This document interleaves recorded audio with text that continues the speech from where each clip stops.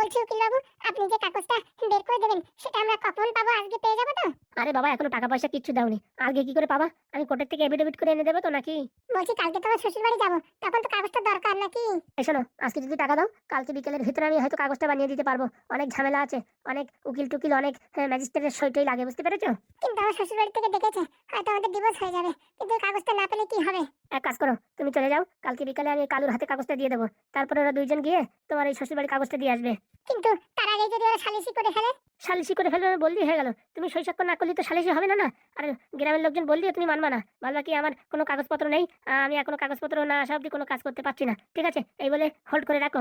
বলছি আমি যদি ওখানে বলি যে আমার উকিল আসবে, তাহলে কিরকম হয়? আপনি একটা দিনের জন্য কলকাতায় আসতে পারবেন না? আমি কলকাতা যাবো কিসের জন্য শুধু শুধু? বলছি আপনি যদি আসেন না, আপনার আসা যাওয়ার খরচা এবং আপনার একদিনের ফিস দিয়ে দেবো। 5,000 টাকা লাগবে কিন্তু। ও নিয়ে চাপ নেবেন না, 5-এর জায়গায় দরকার হয় 50 টাকা বাড়িয়ে দেবো ঘুগনি খাওয়ার জন্য। না না, বাংলার জন্য। কালিয়া, এসব কি কথা হচ্ছে? আর কি পাচ্ছিলাম স্যার, মানে আর কি, পার্টির জন্যই আর কি বাংলার কথা বলছিলাম। তাহলে সময় নষ্ট করো না, টাকাটা দাও, আর কালকে বিকালে আমি কাগজ পাঠিয়ে দেবো। না না স্যার, পাঠানোর দরকার নেই, আপনাকে সঙ্গে করে নিয়ে আমরা পরশুদিন সকালে যাব। তাহলে কি বলছো, পরশুদিন অবধি এই কাজটা ঝুলিয়ে রাখতে হবে? হ্যাঁ, আচ্ছা ঠিক আছে। টাকাটা দাও দেখি, আমার আবার যাওয়ার সময় হয়ে গেল। বলছি কি পায়েল, এই টাকাটা তোমার হাত দিয়ে দাও। আমার হাত দিয়ে কেন? বাবা বলেছে টাকাটা বৌমার হাত দিয়ে দেয়াবি, তার জন্য বলছি। তাই? বাবা এই কথা বলেছে? হ্যাঁ গো পায়েল। আচ্ছা ঠিক আছে। এই নিন ধরেন উকিল বাবু টাকাটা, এখানে 30,000 টাকা আছে। আর এই সামনের মাসের 2 তারিখ বা 1 তারিখের ভিতরে 20,000 টাকা দিয়ে দেবো। আর আমি যে তোমাদের ওই শ্বশুর বাড়ি যাবো, সে 5,000? ওটা দিয়ে দেবো, আপনি টেনশন করবেন না। আচ্ছা ঠিক আছে, কথার খেলাপ যেন না হয়। কি যে বলেন, আপনার সাথে এখন আমাদের অনেক কাজ বাকি আছে। আমাদের রেজিস্ট্রি করাতে হবে, ডিভোর্সের যত কাগজপত্র সবকিছু ফাইল টাইল করতে হবে, সব কাজ আপনার দিয়ে করাবো।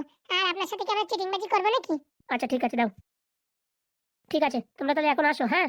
আচ্ছা, চলো কিরণ চলো। বলছি উকিল বাবু আসি তাহলে। আচ্ছা, কালকে বিকালে আমি ফোন করবো বাড়ি আসার পরে, ঠিক আছে? আচ্ছা। আর বলছি কি, তোমরা আগের থেকে এসে শুধু শুধু বসে থাকো, আসার পরে আমি ফোন করবো, তখন এসো। বলছি উকিল বাবু, এতে কিন্তু আপনারই লস। আমার লাশ মানে? ঠিকই তো বলেছে, আমরা যদি আপনাদের বাড়ির সামনে এসে বসে থাকি, আপনার বাড়ির আশেপাশে লোকজন মনে করবে আপনি কত বড় উকিল, আপনার জন্য সব ওয়েটিং এ থাকে। বুঝতে পেরেছেন? তাহলে ঠিক আছে, ওই তোমরা 2টোর দিকে চলে এসো। আচ্ছা, এদেরকে পাঠিয়ে দেবো। ঠিক আছে ঠিক আছে। বলছি কি জেঠু, তুমি বলো না একটু। আরে বাবা, আমি যদি বললে পাদু আসতো তাহলে তো হয়েই যেত। বলছি ফুটোটা বলো না তো, নারকেল বেগম বলিছে পাদু আসলে পারে একদম ডিভোর্স করায় দেবে, তাও ফ্রিতে, টাকা পয়সা কিছু দেয়া লাগবে না। আর যে 30,000 টাকা দেছো, ও টাকা ওদের ঘাড় ভেঙে ফেরত নেবে। কি বলছিস? হ্যাঁ, নারকেল বেগম কথা রেখেছে আমাদের। ও হাগুদা কি বলছে, 30,000 ফেরত পাবো? নারকেল বেগম যখন বলিছে, পারলি পাতিও পারি। তার জন্য তো তুমি পাদুদারে ডাকো। কি বলছো হাগুদা, পাদুর একবার ফোন করি তাহলে? হ্যাঁ বল, একবার ঘুরে যাতি। সে চাকরি পাওয়ার পরে তো সে কোন কালে গেছে তার তো কোনো ঠিক ঠিকানা নেই। আচ্ছা তাড়াতাড়ি ফোন ধরাচ্ছি। হ্যালো, কি রে ভাইপো, ভুলে টুলে গেছিস? তোর কাকা যে এই পৃথিবীর বুকে বাঁচে আছে, একটু ফোন টোন করতে পারিস না নাকি? বলছি কি কাকা, কাজের যা চাপ, তার কি বলবো। তাই বলে তোর কাকারে ভুলে গেছিস, তোর বাবারে ভুলে গেছিস, বাড়ি এতজন লোকজন সব ভুলে গেছিস? কি ব্যাপার স্যাপার, আমি তো কিছু বুঝছি না তোর। না কাকা, ভুলে যাবো কেন? কাজের প্রচন্ড চাপ। এই আমাদের একটা স্যাটেলাইট তৈরি করছি, আমরা এটা মানে ওই মহাকাশে পাঠাবো, তার জন্য কাজের প্রচুর চাপ আছে। ওরে বাবারে, স্যাটেলাইট তৈরি করছিস? হ্যাঁ কাকা। বলছি কি ভাইপো, তোর সাথে একটা কথা ছিল। বলছি রাতে বললে হতো না? আরে না না, রাত অব্দি যাবে না এই কথা। পেটের ভিতর পেট ফুলে ঢোল হয়ে যাবে, গ্যাস্ট্রিক হবে, ঘন ঘন পাদ হবে। তার জন্য বলছি এখনই শুনে নে। হ্যাঁ বলো। তুই কালকের ওই টিকিট কাট, চলে আয়। কেন, কারো শরীর খারাপ নাকি? বাবার শরীর ঠিক আছে তো? আরে আমরা সবাই মানে ভালো আছি, সুখে আছি, শান্তিতে আছি। আর এই শোন, এমএলএ এইবার মনে হচ্ছে নারকেল বেগমই হবে। আবার এই দুর্দান্ত মহিলারে তোমরা এমএলএ বানাবা? ওরে শোন, এমএলএর বহুত থেকে ভালো আছে। এই নাদনদের সাথে তো কন্ট্রাক্ট ডিল হয়ে গেছে। তোর যে ডিভোর্সটা, ওটা নাকি ফ্রিতে করায় দেবে। ফ্রিতে করায় দেবে? পায়েল তো চেনে, পয়সা দেখলি পারে হামলায় ধামলায় পড়ে, তার ডিভোর্স করাবে ফ্রিতে? কোনোদিন সম্ভব না, আমার তো বিশ্বাস হচ্ছে না। আমি কি টেকনিক কম জানি, কিন্তু আমি জানি ও টাকা পয়সা না দিলেও ডিভোর্স হবে না। আরে বাবা তুই একটা কথা শোন, নারকেল বেগম সে দায়িত্ব নিয়েছে, বুঝতে পারিস? তোর তো কোনো টেনশন নাই। তুই আসবি, সই স্বাক্ষর করে চলে যাবি। টাকাও যদি দেয় সে নারকেল বেগম দেবে, তোর 1 টাকা খরচা করার দরকার নেই। বুঝতে পারিস? আরে কাকা, এখন জাতি আসতে 2 দিন 4 দিন, তারপরে আরো বাড়ি একদিন থাকতে 5 দিন সময় নষ্ট। আরে না না, প্লেনে আসবি ঝাপাত করে, আর একদিন থাকে, তারপর দিন ঝাপাত করে আবার চলে যাবি। প্লেনে যাবো, প্লেনের ভাড়া কত জানো? মাস গেলে 3 লক্ষ টাকা ইনকাম করিস। তুই আবার ভাড়ার দিকে তাকাস? টাকা পয়সার এখন অনেক কাজ। ও ট্রেনে ফ্রেনে যাওয়া যাবে, কিন্তু প্লেনে যাওয়া যাবে না। আরে শোন রে ভাইপো, তুই ফোন রাখার জন্য ব্যস্ত। ওই নারকেল বেগম বলিছে তোর প্লেনে যাওয়া আসার খরচার টাকা দেবে। কি বলো? আরে হ্যাঁ, নতুনদের কাছে ওই কথা বলে পাঠাইছে তোর ফোন করানোর জন্য। তারপর আসার পর যদি টাকা না দেয়, আরে পাদুদা আমি এখন বলছি দেবে দেবে 100% দেবে। আর যদি না দেয় আমি তোমার টাকা জোগাড় করে দেবো, ঠিক আছে? আরে তোর টাকা জোগাড় করার দরকার নেই, কিন্তু নারকেল বেগম বলিস টাকা দেবে 100% বলিস পাদুদা। লাল কেমন আছিস? এই চলে যাচ্ছি, তুমি তো মনে টরে করো না, আর কি করবো। আর ভাই বলিস না, বিশাল চাপ এখানে, পাইখানে যাওয়ার সময় পাচ্ছি না। বলছি বাবা ভালো আছিস তো? শরীর কেমন আছে? ভালো আছি বাবা, তুমি কেমন আছো? আমি ভালো আছি। বলছি কি আয় বাবা, দুদিনের জন্য একটু ঘুরে যা। আচ্ছা ঠিক আছে, দেখছি আমি টিকিট পাই কিনা। ওর টিকিট ফিকিট বুঝি না, নারকেল বেগম যখন বলিস টিকিটের টাকা দেবে, তুই যে করে হোক চলে আয়। আচ্ছা দেখছি, দেখছি বললে হবে না, চলে আয়। ভাই দেখছি বললে হবে না, তোর আসতেই হবে, বুঝিস না। ফ্রিতে যদি ডিভোর্সটা হয়ে যায় কত টাকা বাঁচিয়ে যাবে, কিন্তু আমার মনে হয় না ফ্রিতে ডিভোর্স দেবে। আরে দেবে দেবে, নারকেল বেগম যখন দায়িত্ব নিয়েছে তখন কিছু না কিছু একটা হবে। আর শোনো পাদুদা, তোমার জন্য একটা সুখবর, তোমার যে চাকরি চলে গেছিল না, তার পিছনে নারকেল বেগমের হাত ছিল। কি বলছিস? হ্যাঁ, নারকেল বেগম নিজের মুখে স্বীকার করেছে। ওখান থেকে টিভি দিয়ে এখানে আমার চাকরি হোল্ড করে দিয়েছে। হ্যাঁ হ্যাঁ, তার জন্য নারকেল বেগম তোমার কাছে ক্ষমা চাইবে। ওই কটকটি এইসব কিছু করাইছে, বুঝতে পারিস? তার জন্য তুমি চলে আসো, এক কাজে দুই কাজ, হাতে দেখো তিন কাজ, তাড়াতাড়ি চলে আসো। আচ্ছা ঠিক আছে, আমি টিকিট করছি। ঠিক আছে, তুমি টিকিট করো, আমি নারকেল বেগমের বলছি এই ব্যাপার এত টাকা হবে বলে দেবানি। বলে দিস আসা যায় 20,000 টাকা হবে। হ্যাঁ আচ্ছা, উনি তুমি টেনশন করো না, 20 জায়গা 30 হলেও ক্ষতি নাই। ঠিক আছে তাহলে আমি এখন কাজে ব্যস্ত আছি, হ্যাঁ রাত্রে করবো খাবে ফোন। আরে তুমি ঝাপাত করে টিকিটটা আগে কাটিয়ে রাখো। আচ্ছা ঠিক আছে, রাখছি ভাই। আচ্ছা পাদুদা, যাক হ্যাঁ, তাহলে পাদু এতদিন পরে বাড়ি আসছে। নারকেল বেগমকে বলে টাকাটার ব্যবস্থা করছি। হ্যাঁ, ওই তুই এমনি কি টাকা দেবে কি না দেবে সে কথা পরে, আগে টিকিটের টাকাটা জোগাড় কর। তুমি চিন্তা করো না, আমি এক্ষুনি যাচ্ছি। হ্যাঁ চলো লালদা, যাওয়া নাকি? হ্যাঁ চল চল, আমি এখান থেকে কি করবো, তুই যেখানে আমিও সেখানে। আচ্ছা চলো।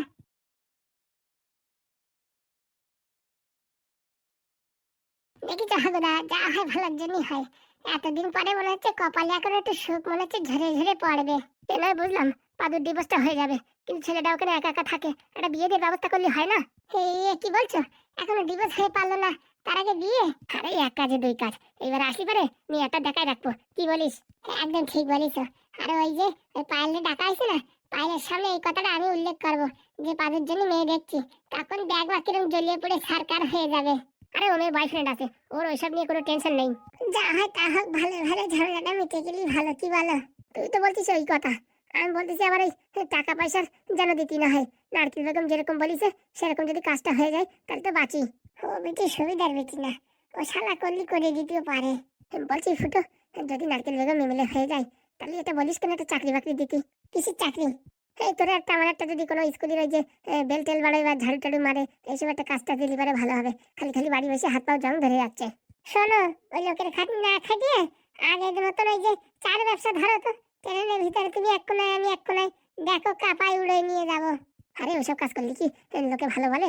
বলবে ছেলে সায়েন্টিস্ট আর বাপ এই যে ট্রেনে চা বিক্রি করে। আর তুমি যে বলতেছো এই স্কুলে ঝাড় দেওয়ার কাজ, পায়খানা পরিষ্কার করার কাজ, এটা কি ভালো কাজ? আরে কথার কথা, ও এরকম কাজ করবো কেন? একটা প্রফেশনাল কাজ করবো। হ্যাঁ, টেনে টুনে তো 5 পাস করনি, প্রফেশনাল তোমার এই সফটওয়্যার ইঞ্জিনিয়ার বানাই দেবে না। তুই না মাইদি ফুটো, আর কি বলবো। আচ্ছা ছাড়ো, চলো খাতি, চলো খিদে লাগিছে। ঢ্যাবনা আজকে রান্না করতেছে, ঢ্যাবনার বউর বলে মজাই ব্যথা। আজকে দেখি ঢ্যাবনা খুঁড়ো কিরকম রান্ধে। ভালোই রান্না নে, আর বউর কাছে শিখতে শিখতে মোটামুটি রান্না শিখেই গেছে। তা কথাটা খারাপ বলিস নি, তোর আর আমার একটু শিখে নেওয়ার দরকার ছিল। হয়েছে হয়েছে, চলো চল। বলছি কি স্যার, কালকে বাড়ি যেতে হবে আমার। ও বাবা, হঠাৎ করে বাড়ি? আর বলবেন না স্যার, বাড়ি থেকে অনেক জোর জবরদস্তি করছে, একটু বাড়ি থেকে ঘুরে আসো। কিন্তু এখন তো অফিসে প্রচুর চাপ। না স্যার, ওই দুদিনের জন্য যাবো, বেশি দিন তো না। আপনি একটু স্যারকে বলে একটু মানিয়ে গুছিয়ে নেবেন। কিন্তু এত আর্জেন্ট বুঝলাম না, কিসের জন্য যাচ্ছ? মেইন কথা হচ্ছে স্যার, ওই যে আমার ডিভোর্সটা ওটা ঝুলে আছে তো, ওটা ক্লিয়ার করতে হবে। ও এই ব্যাপার, আগে তো বলবা তো। তা বলছি কি, ডিভোর্সটা তাহলে হয়ে যাচ্ছে? আগে স্যার, ও মেয়ের সাথে সংসার করা যায় না, যেসব কথাবার্তা বলে আর যেসব মুখের ভাষা, ওতে সংসার করা যায় না। অনেক চেষ্টা করেছিলাম নিজের করে গুছিয়ে নেওয়ার জন্য, কিন্তু কোনো মতেই হলো না। বলছি বাবা, তুমি যদি কিছু মনে না করো না, তাহলে আমার শালি টালি আছে, আমি একটু জোগাড় টোগাড় করে দিতে পারি কিন্তু। না না স্যার, আপাতত বিয়ে থা করার কোনো ইচ্ছা নেই, এইভাবেই ভালো আছি। আপনার এই বাড়ি এখানে থাকছি, খাওয়া দাওয়ার কোনো সমস্যা নেই। আর অফিসে কাজ পুরো একদম উড়িয়ে নিয়ে করছি, কোনো চাপ নেই। সকালের থেকে রাত হোক, রাতের থেকে বিকাল হোক, কোনো সমস্যা নেই। এই জীবনটাই ভালো। ওই বিয়ে করে শুধু শুধু সারাদিন কিটকিট ঝগড়াঝাটি, ওইসব ঝামেলার ভিতরে আমি যেতে চাই না। সে তোমার ইচ্ছা, কথাটা তো যুক্তি আছে, কিন্তু যখন বয়সকালে চলতে ফিরতে পারবে না, তখন তো একজন একজনের দরকার। বলছি স্যার পয়সা হলে মানুষের অভাব হয় না, বুঝতে পারছেন? তো এখন থেকে পয়সা টয়সা জমায় রাখবো, বয়সকালে দরকার হয় দুটো কাজের লোক রেখে নেবো, তাও ভালো। কিন্তু ওই সারা জীবন কিটকিট কিটকিট ভিতরে নেই। না না, সবাই তো কিটকিট করে না। এই দেখো, আমি তো তোমাদের স্যারের সাথে কিটকিট করি না। কিটকিট করো না? কখন করি বলো? ও হয়েছে হয়েছে, থাক। তোমার চরণ দুটি পায়ে আমার বড় একখানা নমস্কার। তুমি এখন একটু চুপ থাকো। ঠিক আছে বাবা, তাহলে তুমি যাও, আমি স্যারকে বলে বুঝিয়ে নেবো। বলছি স্যার, আমার প্রজেক্টটা যেভাবে চলছে সেভাবে চলুক। আমি আসার পরে একদম রাত দিন খেটে আমার এই যে মানে আমি যে সময়টা নষ্ট করবো সেটা পূরণ করে দেবো। আরে তুমি টেনশন করো না, আমি তো আছি নাকি। তুমি যে কাজে যাচ্ছ কাজটা ঠিকঠাক করে করে আসো, ঠিক আছে? হ্যাঁ আচ্ছা স্যার, তাহলে আমি যাই, ব্যাগটা গোছাই। বলছি টিকিট টিকিট হয়ে গেছে? হ্যাঁ হ্যাঁ, টিকিট টিকিট হয়ে গেছে। বলছি পাদু, পয়সা করে যদি কিছু লাগে আমার ফোন করে আমি পাঠিয়ে দেবো, ঠিক আছে? ওই ঝামেলাটা একবার ক্লিয়ার করেই ফেলো। আচ্ছা স্যার, লাগবে না বোধহয়, যা আছে হয়ে যাবে। আর 2-3 মাসের পেমেন্ট ঢুকে গেছে তো, এখন আর কোনো সমস্যা নেই। আচ্ছা ঠিক আছে। তাহলে স্যার আসি তাহলে। আচ্ছা, যাক, ছেলেটার কপালটা বোধহয় এবার একটু ভালো হবে। হ্যাঁ আর বলো না, ভালো ভালো ছেলের কপালে এরকম মেয়ে জোটে। একদম ঠিক বলেছো। এত সুন্দর ছেলে, মানে একদম মানে হাতে গড়ানো, যেরকম ট্যালেন্ট সেরকম ব্যবহার। আর মানে কি বলবো, ও আমাদের অফিসে আসার পরে না অফিসের ধরনই চেঞ্জ হয়ে গেছে। আগে আমরা খাতাম দাতাম আর খালি গল্প গুজব করতাম, আর এখন এরকম যখন তোড়জোড় চলছে, আমরা একটা স্যাটেলাইটটাই ভাবছি ওই স্পেসে পাঠাবো। কি বলছো বাবা? আরে মা হ্যাঁ, জীবনে কোনোদিন স্বপ্নেও ভাবতে পারিনি। এতদিন ভাবিছি আমাদের কোম্পানিটা মনে হয় খালি এসব হাবিজাবি কাজ করতেই হবে, কোথায় লাইট তৈরি কোথায় বাল্ব তৈরি। কিন্তু পাদু আসার পরে যা আমাদের দেখিয়েছে জাদু, তা বলার বাইরে। সত্যি এরকম ছেলে পাওয়া যায় না। আমার মেয়ের জন্য যদি এরকম একটা ছেলে পেতাম না, তাহলে আমার জীবন ধন্য হয়ে যেত। এরকম একটা জামাই বানাতে পারলি। কি যে বলো না তুমি। না না, তো মা ঠিকই বলিছে, এরকম ছেলে পাওয়া মুশকিল। আমি যাচ্ছি, দেখি আমার পড়াশোনা আছে। বলছি তোমার একটা কথা বলবো, কিছু মনে করবে না তো? হ্যাঁ বলো তো। বলছি পাদুর যদি ওই ডিভোর্সটা হয়ে যায়, তাহলে আমাদের মেয়ের সাথে ওই মোটামুটি বিয়ে দিলে কেমন হয়? কি বলছো তুমি? মানে ঠিকই বলছি, বয়স একটু বেশি হয়ে যায়, তাছাড়া সব দিক দিয়ে ঠিক আছে। বয়স ঘোড়ার ডিম বেশি? হ্যাঁ, ওর বয়স কত জানো? অনেক কম বয়স। ও তো সব ক্লাস পড়েওনি, তার আগে ওর চাকরি হয়ে গেছে। বলছি কি, আমাদের এই বিরাট থেকে কত বছরের বড় হতে পারে? ভারী জোর 3 বছরের বড় হতে পারে। কি বলছো তুমি? হ্যাঁ, কালকে আমি পাদুর আধার কার্ড দেখে তোমার কারেক্টকে বলবানি, ঠিক আছে? বলছি এখনই জিজ্ঞেস করো না। আরে না না, অফিসের বায়োডাটা সবকিছু আছে না, ওখান থেকে দেখলেই জানা যাবে। আমার হিসাবে মনে হয় 2 থেকে 3 বছরের বড় হবে। তাহলে বলছি আমাদের মেয়ের সাথে যদি পাদুর মোটামুটি বিয়েটা দেওয়া যায় তাহলে কেমন হয়? এই ব্যাপারে তো আমি ভাবিনি, আর এই কথা পাদুরে বলাও যাবে না। কিন্তু দুজন দুজনটা যদি পছন্দ করে বসে, তখন সে ব্যাপার আলাদা। বলছি এই ব্যাপারে তোমার মেয়ের সাথে একটু কথা বলে ডাকবো নাকি? দেখলেই দেখতে পারো, তাতে কোনো ক্ষতি নাই। ছেলে তো দুর্দান্ত, বলার কোনো কিচ্ছুর দরকার নেই। কিন্তু পাদু যে বলছে এখন আর বিয়ে থা করবে না কিচ্ছু। আরে বাবা, একটা ধকল গেল না, তার আগে আরেকটা বিয়ে করার কথা কেউ বলে? হ্যাঁ, এখন এই মনে করো 6 মাস 1 বছর এইভাবে থাকলে পারে, তখন আবার যদি মনে কাউরে ধরে তখন আবার আলাদা ব্যাপার। তা ঠিক বলেছো, এখন এসব কথা বলার কোনো দরকার নেই। হ্যাঁ, আর তুমি মেয়ের সাথে এইসব ব্যাপারে আলোচনা করো না, সামনে পরীক্ষা বুঝিস, মাথার ভিতরে এইসব একবার ক্যাডা ঢুকে গেলি পড়াশোনা একদম পুরো কেল্লা ফতে। হ্যাঁ তা ঠিক বলেছো। এর জন্য আগে মেয়ে পড়াশোনা করুক, ভালো একটা পজিশনে যাক, আর এদিকেও পাদুর ডিভোর্স হয়ে 6 মাস 1 বছর হোক, তারপরে কথাটা আলোচনা করা যাবে। আর এখনই যদি আমরা এসব কথা বলি, তাহলে ভাববে নিজের মেয়ের সাথে বিয়ে দেওয়ার জন্য আমাদের বোধহয় এতদিন আশ্রয় দিছে, আর কেন রাগ হয়ে এখান থেকে চলেও যেতে পারে, বলা যায়। একদম ঠিক কথা বলেছো। তারপর পাদু তো পেনারে পড়ায়, তো পড়াতে পড়াতে দুজনের যদি ভালো লাগা ভালোবাসা হয়ে যায় তাহলে তো কোনো কথাই নাই।